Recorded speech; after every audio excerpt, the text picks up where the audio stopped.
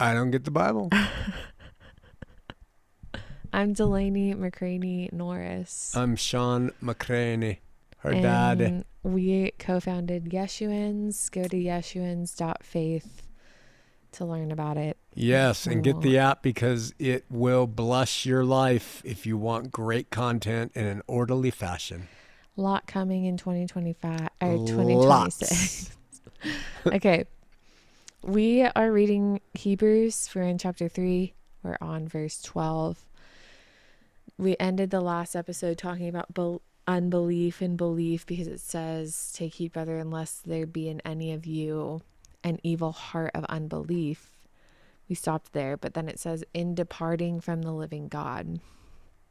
Yeah. Oh, that's good. Yeah. In departing. That's what it leads to. We can Yeah. doubt, but when you depart. I have In to. depart. The evil heart of unbelief that leads to the To departing. departing, Like yeah. that's the thing That's that's the kind, evil. yeah. Yeah, for sure. And I have to say this, and I'm going to kind of expose my heart. Because while I accept the freedom and liberty people can have, and I love them as a human being, I have zero respect for someone who does not have faith. I just look at them as, and it's terrible, but I look at them as being so, I'm sorry, I just view them as not choosing well, and not in making a lesser thing important, and Yeah. I can't respect it. I understand that, especially with like someone older, like someone who's gone through life Oh, I and get still kids. doesn't choose it. But even like 30s and 40s, Yeah, I still get that. I understand that. Not because I think it's a good choice at all, but like I do think you are blessed with it is a choice for you big time because I think you've faced a lot of stuff that could have left you unbelieving. But you've, since you're a kid, had this like I love for have. God that a lot of people don't. And that's something I don't know how to reconcile. Like I don't some either. people just do not care about God. They Yeah. never will. They never have. So that's the thing. How can somebody not care or even think about it when life itself is so amazing? And we obviously didn't come from nothing. I mean, there obviously must be a cosmic order, I a know. power that's bigger than us. We die. We don't live forever. We disappear forever. I just can't. When I take all the different spokes to that central thing, I can't get. I get all separate spokes. Okay, that makes sense. Okay, yeah.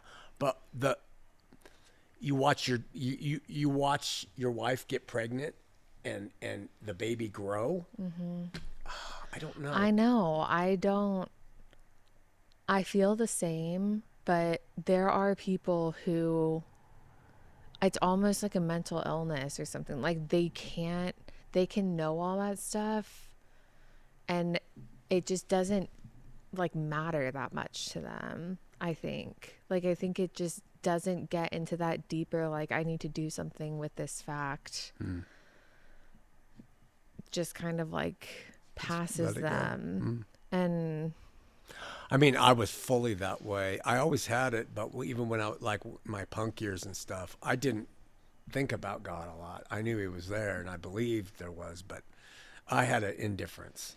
So I get and that. they hold on to that. Yeah. Like and the more like distracted you are in this world, the more reason you don't have to care. Like I actually think it gets pretty easy to not care about those things. You can distract yourself for a long time Oh in yeah, life. yeah.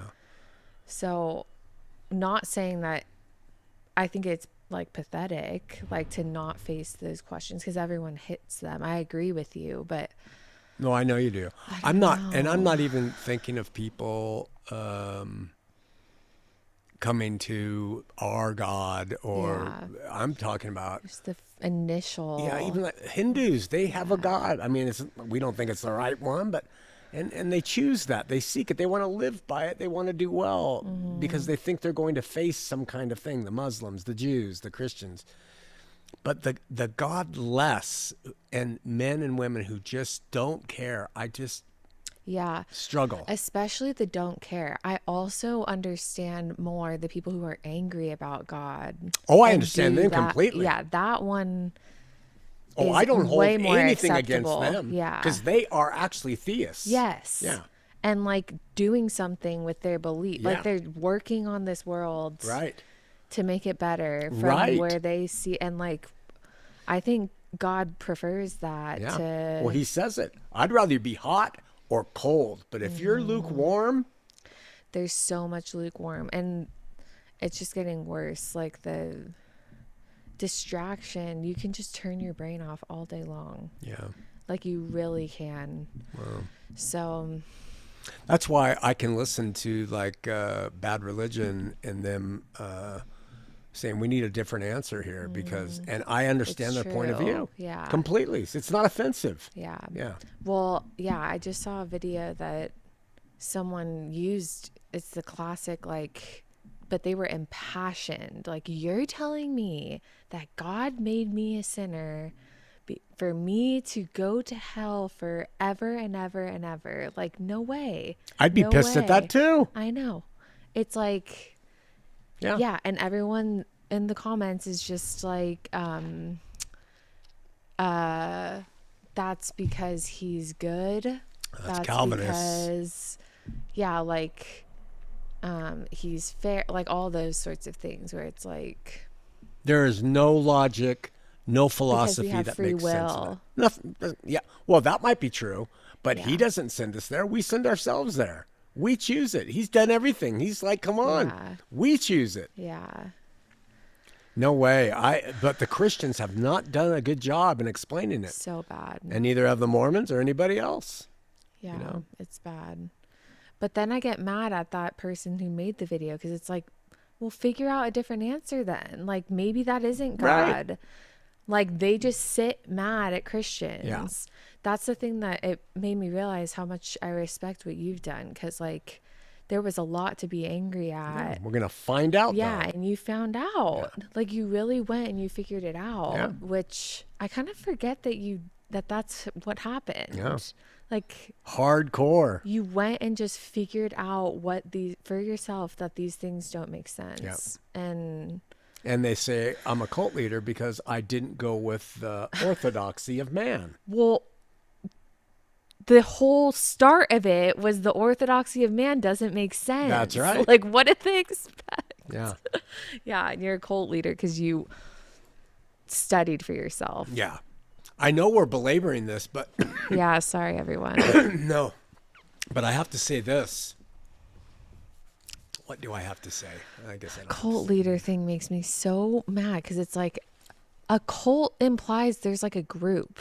There's like no one. Like, there's people around the world doing their thing. Like, we don't gather. We don't have like money coming in from them. Like, there's nothing. We don't have rules. Gathered we don't or have collected. Commandments. We don't have. Yeah. You must. I don't get it. Cults imply an organization. A leader of a cult implies people following you. They use it because they say I'm charming.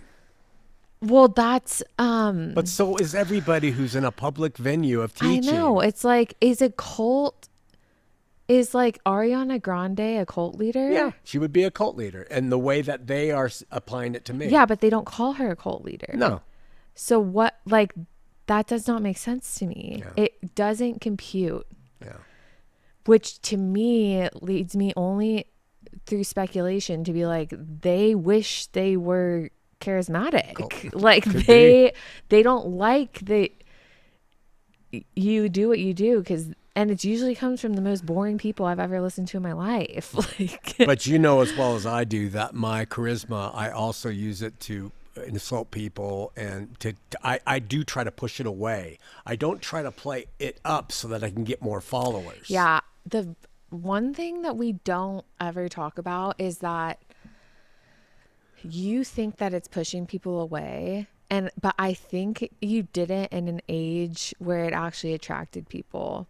Like, you come from Mormonism where it does push people away in Mormonism, but in the world, people kind of liked it. Oh, I see. And I think that's also I think they think you're using a tactic to get people to like you because you're like, F you, all this. Like, they don't see that you actually don't find that attractive at all. Right. And you don't want to be like, I can't help that. Yeah. I feel it and I do it. But yeah. But people like that. Like, why is Donald Trump the president? Yeah. I know you don't like that, but he's powerful, horrible, and like disgusting to listen to. But people like that. So like the a leader. more disgusting, so there's something where you think you're being unattractive. So I think the people that say the cult leader are talking that in. Are thinking you're doing it to get people to like you. That makes sense. It's the opposite. This is why you're such a good partner. Have you ever thought that? No. But now I see it. I really do think I think that. Okay. Actually, I've always kind of grown up thinking that was, I think your daughters have like a preference for it. Like I think we all like that. When you were like, no, this isn't good. Oh, okay. You know, there's something to it. I see. Our that makes generation sense. kind of likes. Okay. All right. Sorry, that can just be cut out if we don't cut out anything. Okay, verse 13, but extort talk about cults. That was a Freudian slip. Extort one another daily. That's so funny. That's like the devil's Bible. I'm reading the devil's Bible. Extort one another daily. That would be funny to mix up all the words. It'd be hilarious. That'd be a great movie, The Pastor of the Devil. I'm sure it's out there already. The reality of it. Exhort one another daily while it is called today. Sorry, lest any of you be hardened through deceitfulness of sin. Now, go ahead. What's sin? No. What is that? I think they use sin there in all the ways. I think that's what the writer is saying.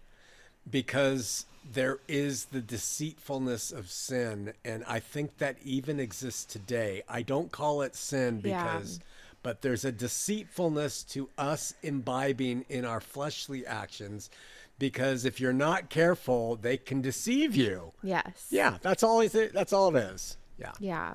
Which I think there's a lot of Christians that would see sin that way. I would hope so. I do think the real, like, true Christians, whether they have fulfillment knowledge or not, think that sin is just when it gets to a point that it's hurting you. Yeah. When it gets to a point of unbelief. That's a problem. That stuff. Yeah. And that's why you want to teach your children to try not to live according to those ways, because there are so many cautionary tales of people who have been absorbed in this world by sin. Yes. Yeah.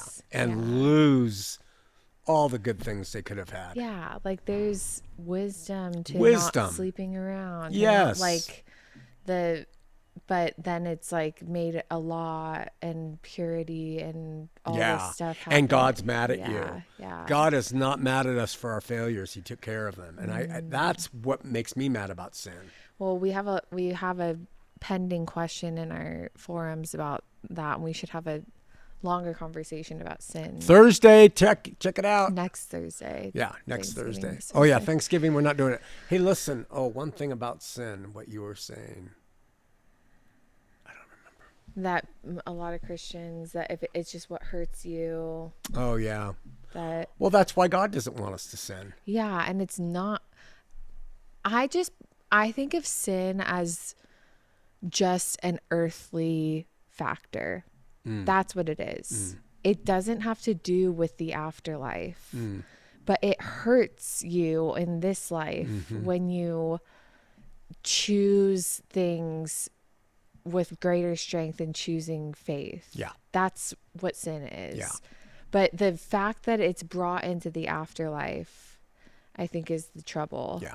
Wouldn't you say? I would today. In the Bible, it was an afterlife. Okay. But today, because of Christ fulfilling and paying for it all, when religious people use sin as God is so disappointed in you, it really irritates me. Well, but that's a question. Like it wasn't like this could be a whole conversation, but like there's sin for the Old Testament people, and they went to paradise or prison, and then they were released from that. So like, was it even an afterlife thing? Well, the sin was, as if you have to go back to the foundation of it, was Not idolatry. one God. Yeah. That was the sin. So And okay. faithlessness. Did they think of it that way? No, I think what happened by the time Jesus came is everything became sinful, and he's like, you don't understand. Yeah. So God always perceived it as that the 10 words was the law, but they thought if I didn't like eat this meat at the right time or whatever. Right. I please God, and he likes me because of that. Okay. Also, just know that the law, the primary commandment, the not have another God, the other commandments were to help them not develop that heart of unbelief. Mm-hmm. So, don't steal. I stole. Okay, well, I got to make an offering. I got to make a sacrifice of my own property to this. And it kept them from going down that road. But if they just stole and had adultery and murdered, it showed they were far, far, far away from making him their one true God. They were pursuing idols of Yeah, like that is a correct understanding of sin, but like it does exist. Sin exists. It just seems like the change that Yeshuans make is that it doesn't have after fulfillment, it doesn't affect you in the afterlife. Right. Unless it causes you to not believe. And then it would affect you, because if you don't believe, that is the afterlife demand. Faith. Right. Yeah. But, right. Yeah. But like, and the other thing is that we find that it's putting the wrong emphasis on the wrong syllable yeah. when you talk about sin instead of talking about like the victory or whatever. Right.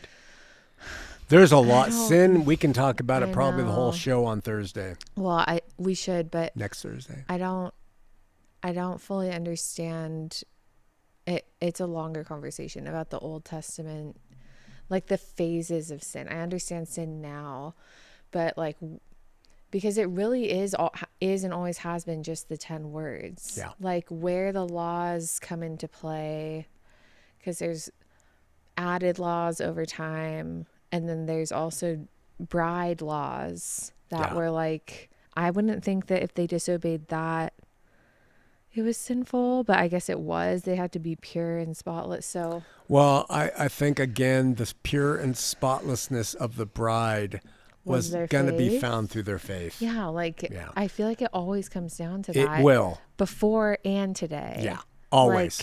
Faith is always. But it's just to kind of understand it in different periods of time. There are differences. And it's really important as Yeshuans that we try to strip away the idea that religious people say, you better repent. 100%. Yeah.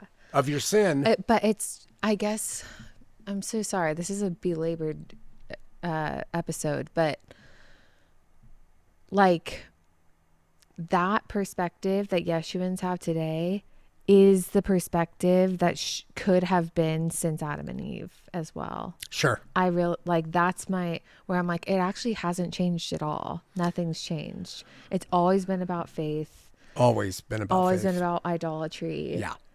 That's the sin. Everything that it you're is. doing The problem, though, is that when God introduced the law, that is what is the basis for sin. The law was the 10 words. Yeah, right? the 10 words, but then he had to amplify it because they did not understand. So he added to it. Yeah, he added the law more and more and more. And So then he they was messed okay. it Yeah, up. I thought they added. For the law was given. Oh yeah, sorry. Yeah, the law was a way for them to see that there is no way they are going to please God, because Yeah. they could not keep it. It kept them in line, but they couldn't keep it, so they needed a savior who would keep it for them. That's what Paul teaches. But it is a huge conversation. Sin, the law, it's really big. So that's why the question that was asked that we're going to cover next Thursday is really important. Okay. Well, that was a big preview for Yeah. next Thursday, December 7th, 2025. Okay. For we are made partakers of Christ if we hold the beginning of our confidence steadfast unto the end. So there is that is Yeah. If we. Yeah. It's really wild to read. Like, this whole time I'm reading Hebrews, I'm very aware that it's a previous Jew speaking to Jews. Yeah. Like, when you go into it with that knowledge, it really shapes how you read this. Yeah. Like, I bet there are Christians that are like, this is talking directly to me. I'm sure. Okay. While it is said, today, if you will hear his voice, harden not your hearts as in the provocation. For some, when they had heard, did provoke, howbeit not all that came out of Egypt by Moses. But with whom was he grieved for 40 years? Was it not them that had sinned, whose carcasses fell in the wilderness? That's what you described to me. And to whom share he, that they should not enter into his, and to whom swear he that they should not enter into his rest, but to them that believed not. So we see that they could not enter in because of unbelief. Yeah. That's the main point. In the last episode, he described that, because we said that, like, how he says they shall not enter into my rest. It's like, how did that happen? And he's saying there's the people that were in the wilderness, and then they're his children. And and their carcass is laid there. Yeah.